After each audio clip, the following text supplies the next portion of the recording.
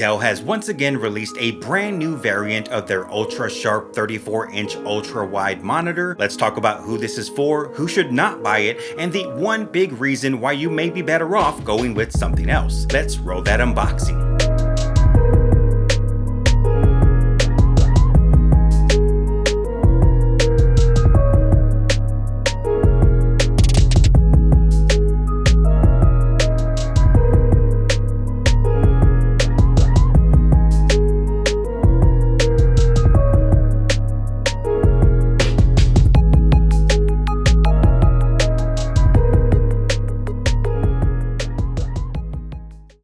The U3423WE is a wide quad high definition 3440 by 1440p ultra wide monitor. It uses an IPS display with IPS black technology with a contrast ratio of 2000:1, which gets you deeper, richer blacks and better gray level representation. It is an LED backlit LCD monitor and uses a white LED edge light system, gets up to 300 nits, and because it's IPS gets you a wide viewing angle of 178 degrees. Comfort View Plus is built in, which reduces blue light, very handy if you spend hours in front of your screen, but where this monitor shines is in its color accuracy. Whether you're a content creator, videographer, or photographer and are looking for an ultra-wide monitor for productivity or editing in your setup, you get up to 98% sRGB, 100% Rec 709, and 98% of the DCI P3 color space. It does come factory calibrated with a few basic color presets like standard, movie, and game.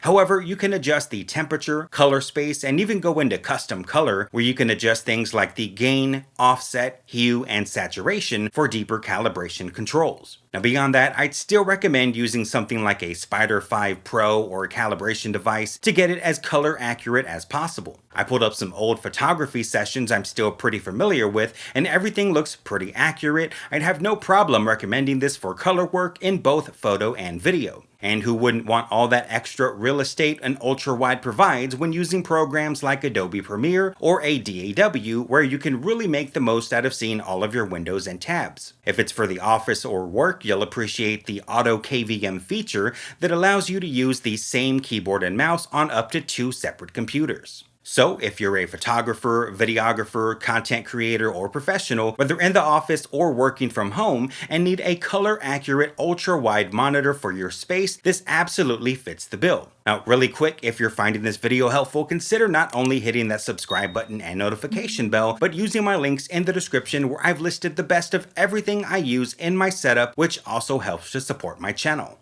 With all that said, there is one major group of people out there I'd say to stay away and buy something else completely, and that is you gamers out there. Now, while this monitor does produce fantastic colors, you'll be limited when it comes to gaming by its ability to only get up to 60 Hz. It's also not the fastest in terms of response time, as normal mode gets you 8 milliseconds gray to gray, while fast mode only gets you 5. Now look, if you're a casual gamer like myself and content creation or productivity is your main focus, then sure, you can game on this monitor from time to time. But if you're a competitive gamer into Fortnite, Call of Duty, Valorant, or anything that's multiplayer or battle royale, you're going to want the fastest, best monitor to give you the edge. And in that case, for just about the same amount of money, I'd be looking at an Alienware OLED gaming monitor. Now that we've talked about performance, there are definitely some things worth mentioning when it comes to build. The monitor itself measures in at 32 inches wide with a height of 14 inches and depth of about 4 inches and weighs about 17 pounds, so it shouldn't be a problem for most monitor arms. The stand base measures about 14 inches wide on its longest end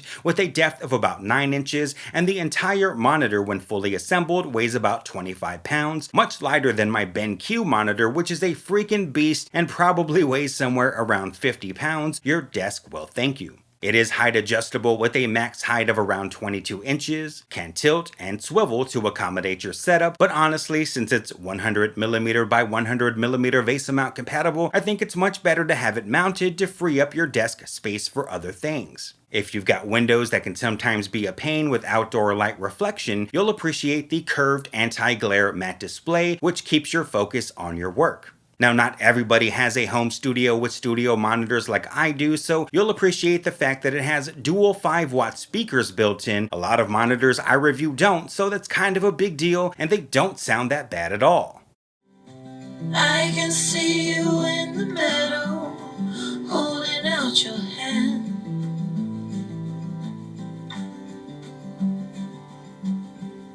And will you meet me there tomorrow, where the sunlight never set? 'Cause I'll love you in the end, the corners of the earth, where it starts to bend. Oh, 'cause I'll love you when it rains, all the shadows and the pain will never be the same.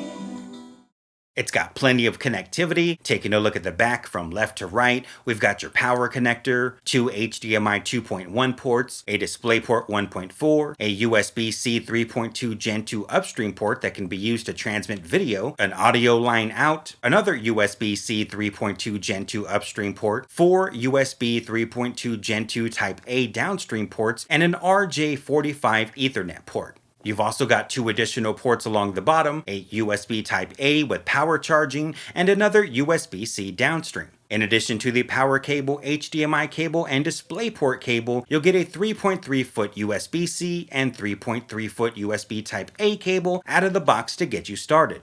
It all comes bundled in the classic Dell platinum colored body we're used to, and that's pretty much the rundown on the U3423WE. But there is one major reason why, despite all the positives I mentioned, in the end I just can't recommend this monitor, and that's the $1,259.99 price tag. Because this monitor would be great for photographers and video editors in addition to professionals, I'm going to instead recommend a much more affordable alternative monitor. I'll put that link in the description below that checks just about every box the U3423WE does and is actually better in some areas for almost $500 less. Now look, I'm not trying to knock on this Dell monitor. I think it's a solid product, but when you start to look at all the competition out there, I just think you can get more for less money elsewhere. Now let me know in the comments what you think of this monitor, if you're going to grab one or maybe choose a competitor instead. At the end of the day, if you go this route, it should still be a solid performer and one that'll satisfy both content creators and professionals alike. That's going to wrap things up for today. If you enjoyed this video, don't forget to hit that thumbs up. But until next time, thank you for watching, stay tuned, and have a great rest of your day.